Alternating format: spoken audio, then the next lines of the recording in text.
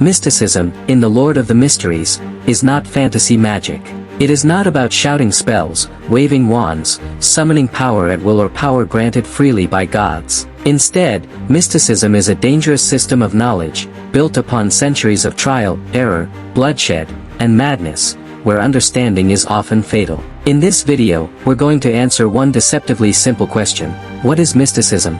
Don't worry, there's no spoilers beyond early volume 1. Let's begin.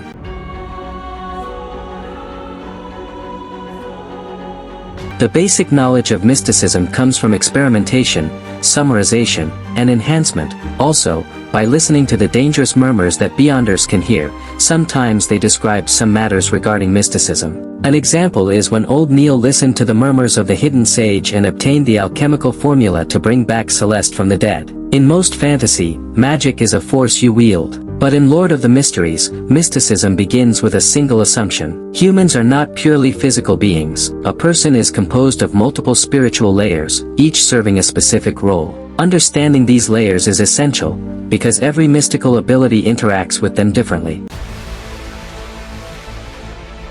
At the center of everything lies the soul body. This is a person's spiritual core, the source of identity, consciousness, and spiritual endurance, and the foundation of all beyonder abilities. Every living being possesses a soul body, even animals. However, ordinary people can't sense it, control it, nor strengthen it intentionally. Beyonders train through cogitation, meditation, and potion digestion to stabilize and refine this core. If the soul body collapses, the person ceases to exist as a coherent being.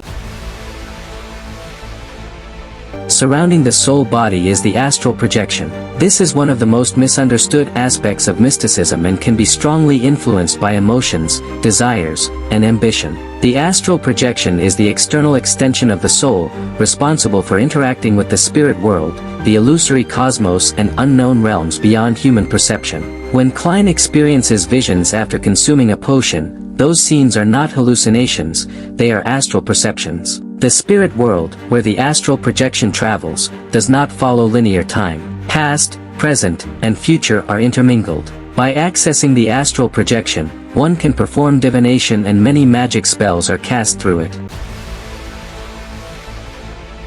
Next comes the body of heart and mind. This layer bridges spirituality and the physical brain and governs logic, deduction, emotional stability, and interpretation. Many potions strengthen this layer to enhance observation, improve reasoning, and resist mental corruption. Damage here leads to delusions, personality changes, and loss of judgment.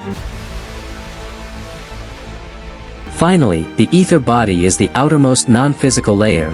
It represents vitality, physical health, and life force. It acts as an aura or energy field reflecting physical condition. While mysticism often focuses on the soul, damage to the ether body still results in very real physical consequences.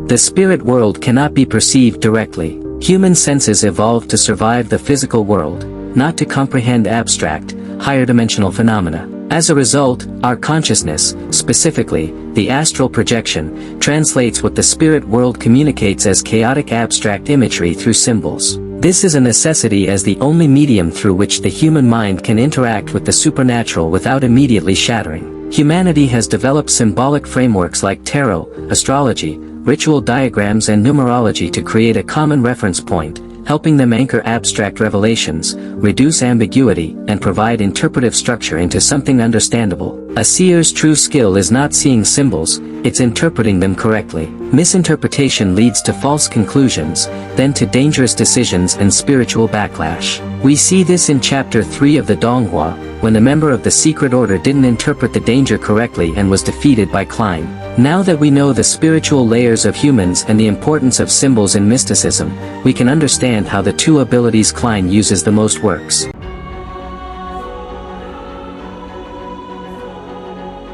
Spirit vision is the act of channeling your soul body's power through your astral projection. What do you see? Spiritual bodies, ghosts, and specters. It might also include certain existences that should not be seen. You also see the ether body's aura. The colorful aura is a direct visualization of a person's life force and physical health, mapped onto the body. Each color corresponds to a physiological system, red for motor limbs, purple for the brain, etc. This turns spirit vision into a form of supernatural medical imaging.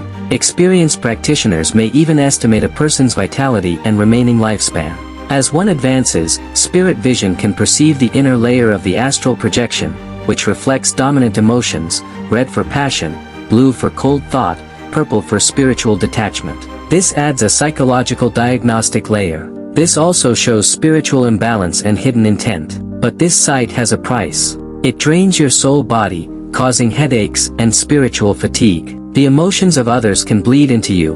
We didn't see it in the donghua, but when Klein was traveling through the city in episode 7, the novel tells us he passes near the industrial part of the city and the despair of the lower class was so strong he could feel it as his own and decides to leave the place. The warning that you might see certain existences that should not be seen is paramount. Some knowledge is actively harmful. Seeing a higher dimensional or conceptually being can lead directly to madness or instant death. Spirit vision is a sensor that picks up signals, but some signals are lethal. The meticulous process for ending spirit vision, using a focal item, verbal commands, or closing one's eyes, underscores that mystical powers are not instinctual, they are disciplined skills. You don't just see, you must learn how to safely start and, more importantly, stop seeing. This ritualistic control is the thin line between a mystic and a madman.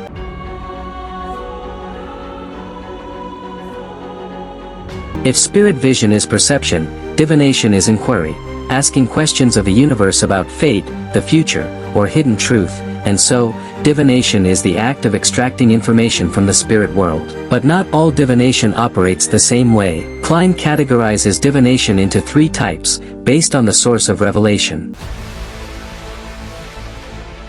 Most divination stems from the self. This is the most common type. It includes the use of tarot cards, pendulums, dowsing rods and dreams. As the name implies, these methods rely on the inquirer's own spirituality. We can see many examples of this type of divination throughout the donghua. From chapter 1 we see the use of tarot cards. This explains why Klein has to shuffle the tarot cards himself for his fortune reading.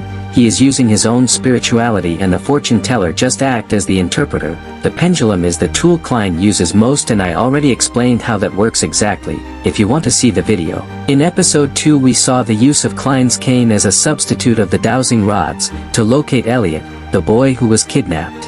Normally dowsing rods are shaped like 2 straight metal wires tapered to an edge. The tool of choice has to be wooden, metallic, or a mixture of both. The dowser would hold on to the shorter side and turn it to ascertain the correct direction. We also see multiple times when Klein uses dream divination. One is with Melissa's friend, Elizabeth and Joyce Meyer, but he also can use a single penny as a simplification of dream divination, where the heads and tails of the coin were a symbolic manifestation. Heads represented affirmation, while tails indicated dissent. The tools act as filters, organizing faint revelations into readable symbols. Ordinary people can perform these, but results are vague. It's relatively safer for the practitioner, as the signal originates from and returns to the inquirer. This category includes astromancy, spirit numerology, and horoscope analysis. Here, the initiative lies with the fortune teller, not the inquirer. The process involves collecting personal data, observing celestial or natural changes and applying calculations and symbolic inference that are believed to be pre-imprinted with cosmic information. This system is more structured and the safest form of divination, as it involves no active spiritual communion. Its danger is error in calculation or interpretation, not supernatural backlash. We don't see this in the donghua, but Klein uses this method at the divination club with Klein's first customer, a woman wanting to know if her fiancé was alive and resulted that he was in the boat with Triss. This is the most dangerous category. It includes Ouija boards, magic mirror divination and rituals calling unknown entities. You are not probing or calculating. You are using a ritual to petition an external entity directly for an answer. You are opening a line to a conscious, powerful other. The power and clarity of the revelation can be immense. A direct answer from a god, but the risk is catastrophic. As Klein notes, you might contact a malicious spirit or an entity that drives them to insanity. The safety depends entirely on who you call and whether they feel like following polite rules. This is why orthodox organizations strictly regulate these practices. In mysticism, mirrors are like doors of the spiritual world. You have to choose a suitable time and date according to the divinity you believe in. A clear example we see of this type of divination is with Melissa's friend, Selena at her birthday party and Vincent Hanas in the donghua. But there's still more dangerous forms of magic.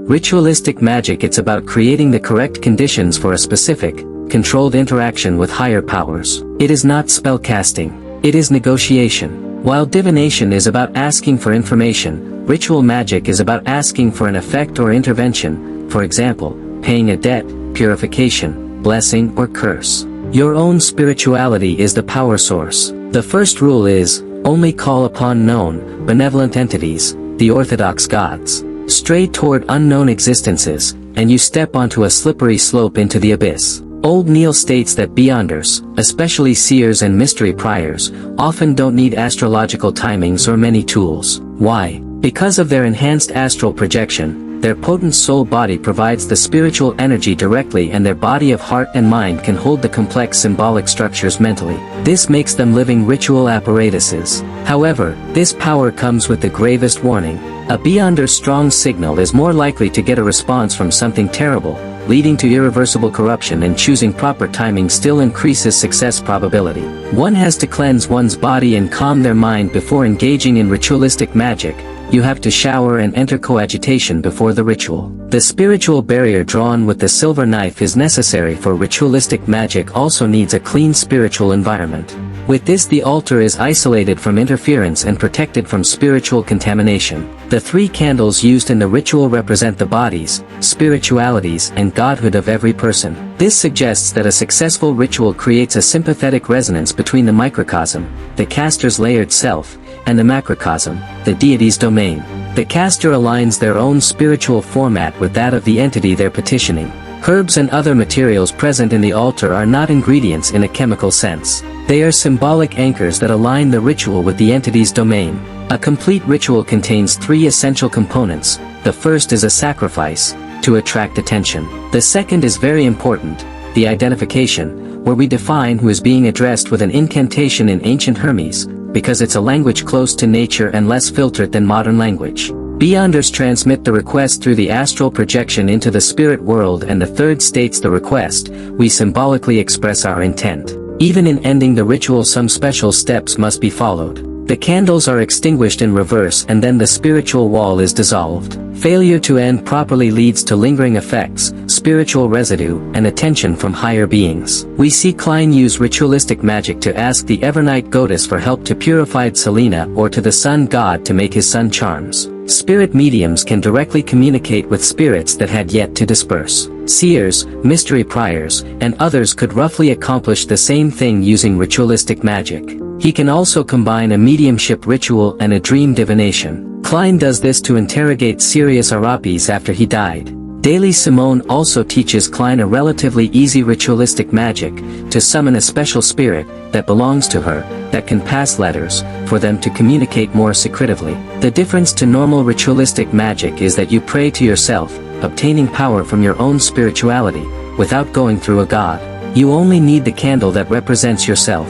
Then, the spell goes like this: I summon in my name, and the third part is the exact description of the summoning object. Failure in any component creates ambiguity, and ambiguity invites disaster, as Klein unfortunately finds out.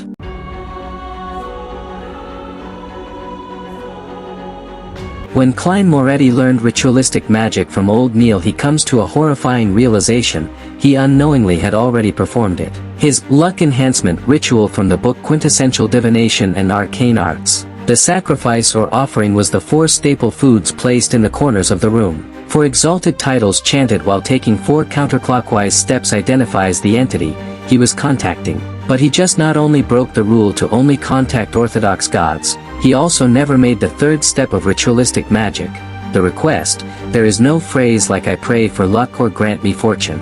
The ritual ends with him simply closing his eyes and waiting. This is a terrifying flaw.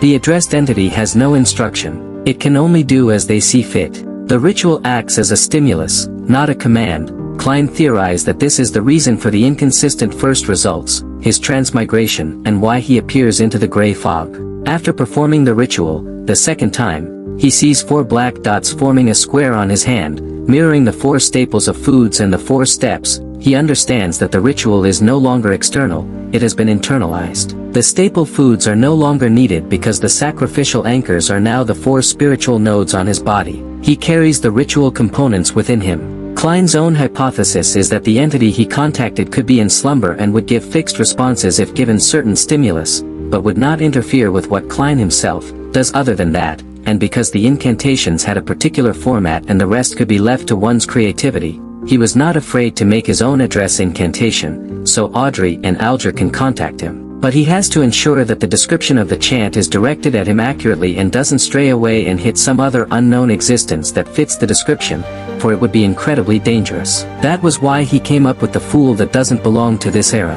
He first wanted it to be the fool from an alternate world, but he didn't want people to know he was a transmigrator. Then the mysterious ruler above the gray fog, to tie himself to the mysterious space, and because it was still a little short description and he couldn't eliminate the possibility that there are multiple spaces and rulers above the gray fog, he decided on the last part of the description, the king of yellow and black who wields good luck.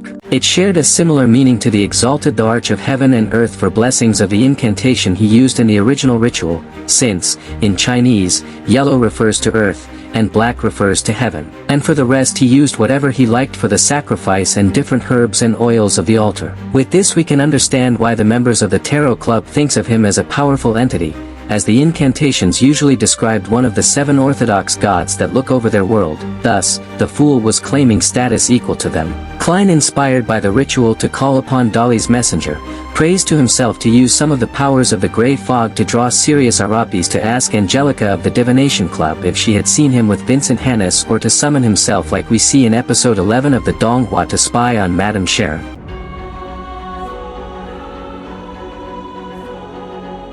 There's also high-level ritualistic magic, where the rituals can last hours. They require immense spirituality and can't be safely completed in one session. Because of this, and after over 1,000 years of failures led to one innovation, ritual suspension, this allows a ritual to be temporarily halted and be safely resumed, helping with the stabilization of the ritual, avoiding environmental interference. But this requires precise timing, correct symbolic phase, and a complete understanding of mysticism theory. Failure results in backlash, loss of control, or spiritual collapse. Klein is not advanced enough to use this type of magic.